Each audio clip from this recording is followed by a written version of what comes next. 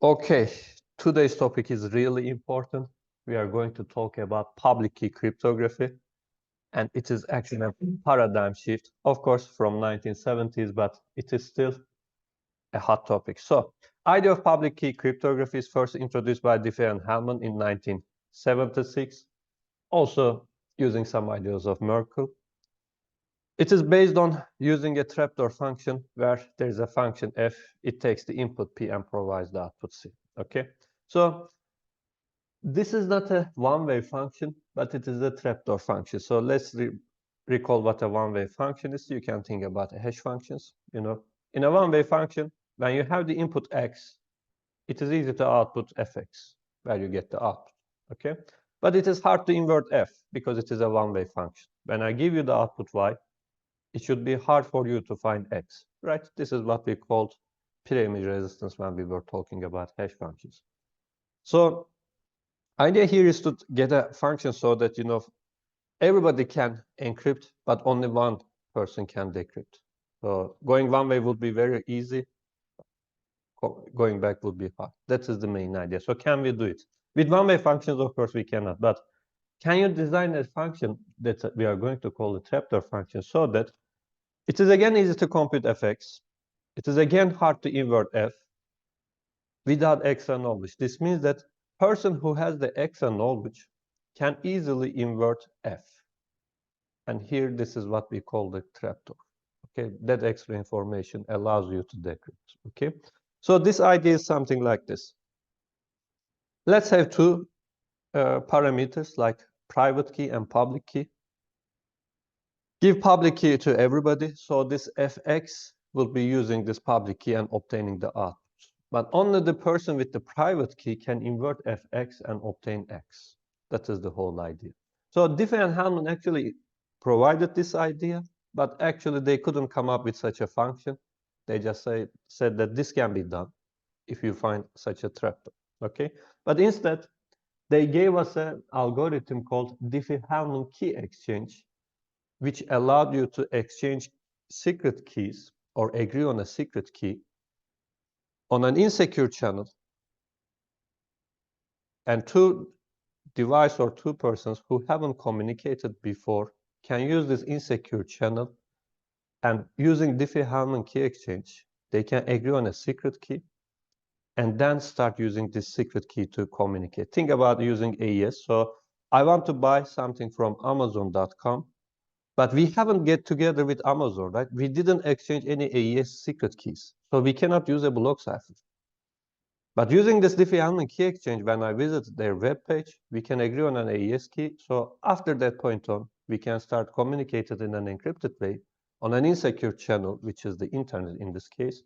And we can, I can, with confidence, give my credit cards and, do some purchases, or similarly, e-banking, this is how it can be done. So the whole internet actually works due to these ideas. E-commerce, e-banking, everything. And a strange thing is that Diffie and Hellman received ACM Turing Award in 2015. The strange thing is not that they received the award. The strange thing is that they received this award in 2015, The whole internet actually relied on this for a very long time. And somebody realized that maybe we should give them an award. Okay. A very late award, very well deserved, but a very, very late award. Okay. So public key, of course, from that seminal paper, where this paper, by the way, was called New Directions in Cryptography, which was a very nice title, actually. So from that point on, we developed many public key algorithms. Some of them are encryption-decryption algorithms, so they solve the problem of confidential message transmission, like RSA or Algol. We also solve the problem of authentication using digital signature algorithms, like DSA, which is no longer used actually, but you can use elliptic curve digital signature algorithm and so on. Or key exchange,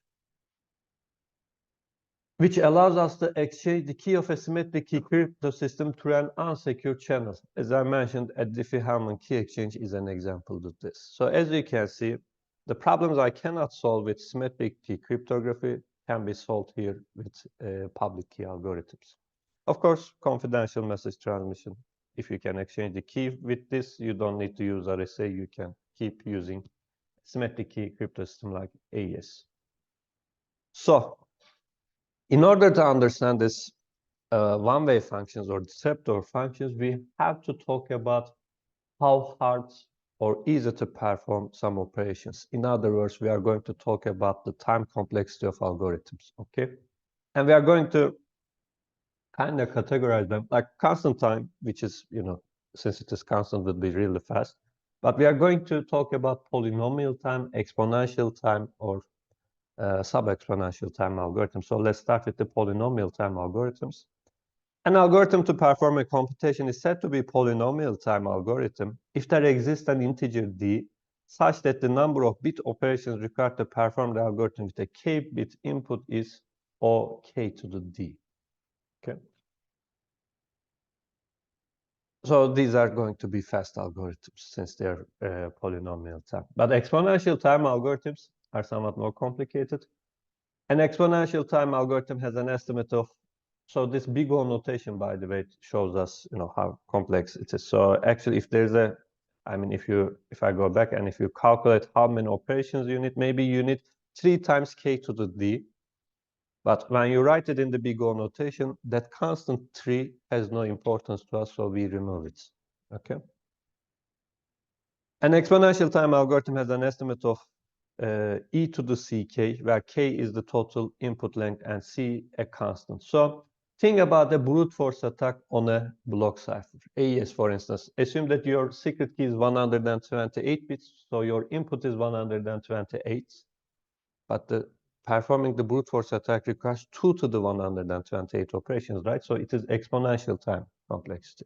This is why I can rely on the security of the brute force attack, right? Because if I choose k large, the attack will require 2 to the 128. And since it is exponential, increasing the k give me kind of an exponential security. But if there were an attack that can perform brute force attack with the polynomial time complexity, I wouldn't be able to use that kind of algorithms. That is the idea. Of course, there are also some polynomial time algorithms that are still slow on our computers, but when you compare polynomial time and exponential time, polynomial time is really fast. Here's an example.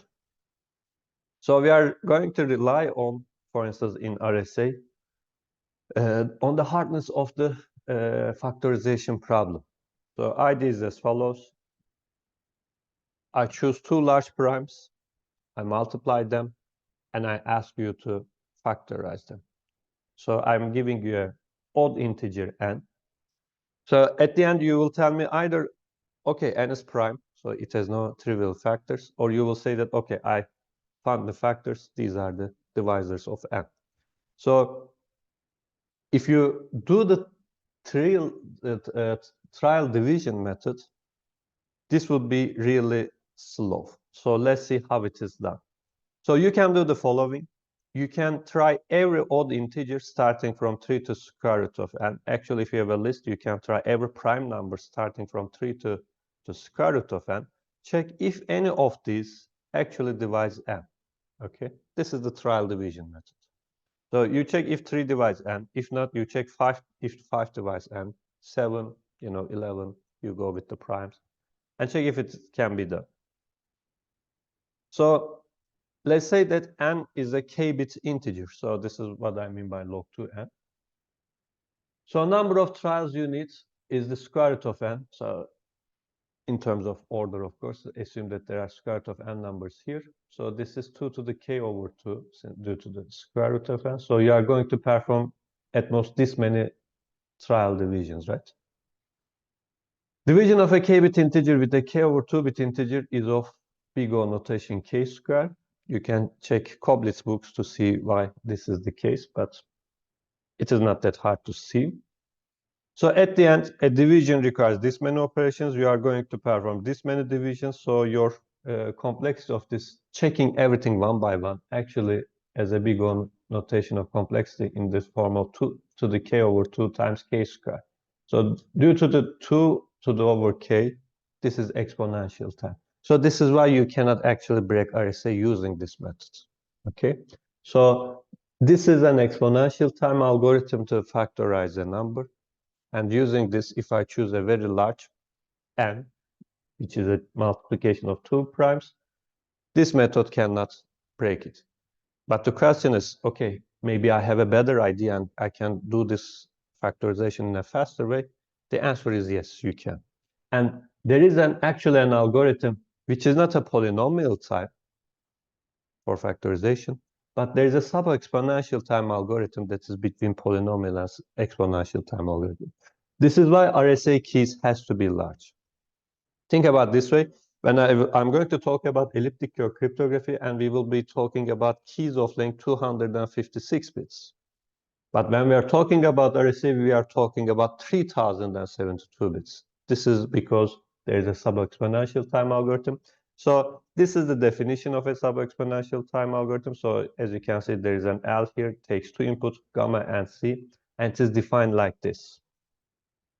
So if K is the input size of an algorithm, and if the estimate of the time cost of the algorithm is L, gamma, C, where gamma is a number between 0 and 1, the algorithm is called a sub-exponential time algorithm. So the thing is, when you take gamma equals to 1, when you put 1 here, 1 minus 1 will be 0. This will cancel out, so you will end up with e to the ck. So gamma equals to 1 means that the algorithm is exponential time. But if you take gamma equals to 0, this time this part cancels out and you end up with a polynomial time. So the value of value of gamma between 0 and 1 actually tells you how fast or slow this algorithm is. Okay. And as I mentioned, there is a sub-exponential time algorithm for factorization. This is why RSA keys has to be large. Finally, I have to talk about types of problems. A decision problem is a problem whose solution or output is yes or no. A search problem is a problem whose solution can be more than yes or no. Examples are, given a number n, factorize n is a search problem, because at the end you will give me the divisors if there are n, right? But if I give you n and ask you if n is prime, this is a decision problem. You will tell me yes or no. Now the intuition is that you might say that these problems are identical, because I have to factorize n to say that it is prime or not. But the thing is, yes, if you factorize n, you also solve the decision problem by solving the search problem. But you can solve the decision problem without solving the search problem, and decision problems sometimes a lot easier. So there is actually, there can be a polynomial time algorithm for the decision problem and not for the search problem. Okay, and actually there is a polynomial time algorithm to check if a number is prime or not. But the algorithm for large inputs still slow on our computers. So let me finish with some examples of search problems. Integer factorization search problem, as we mentioned, the problem of finding a non-trivial factor m of an integer n, or else determine that n is prime. So RSA relies on this problem. Another hard problem is the traveling salesman search problem, the task of finding the shortest, cheapest route that starts from a city A, passes through all cities on the salesman list, and return to A. So there are many cities that are connected with roads, and the cost of the roads are different, and so on and so forth. Or maybe the length of the roads, depends on how you ask the question. A popular, another hard question is the tree coloring search problem. This is the task of coloring vertices of a given map or a graph with just 3 colors such that no 2 neighboring regions vertices have the same color. So this is actually mathematically a nice problem, because there's actually 4 coloring theorem that tells you that you can use 4 colors at most to actually color any map. Think about the states of United States. Think about cities of Turkey. You can always color them with at most 4 colors. Try to plot weird graphs, weird countries with weird city borders, but you will see that 4 colors is always enough.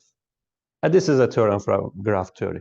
But the thing is that sometimes you can color them with 3. So this is a search problem. Can you use 3 colors and color that map? And this is also a hard problem. The traveling salesman search problem is an NP hard, actually NP complete. So these are hard problems, and if you can rely your security to these hard problems, so they will be one way. But if you can come up with a trapdoor, it will be easier for you to detect. Okay, this is why we use integer factorization, and we will talk about it when we talk about RSA.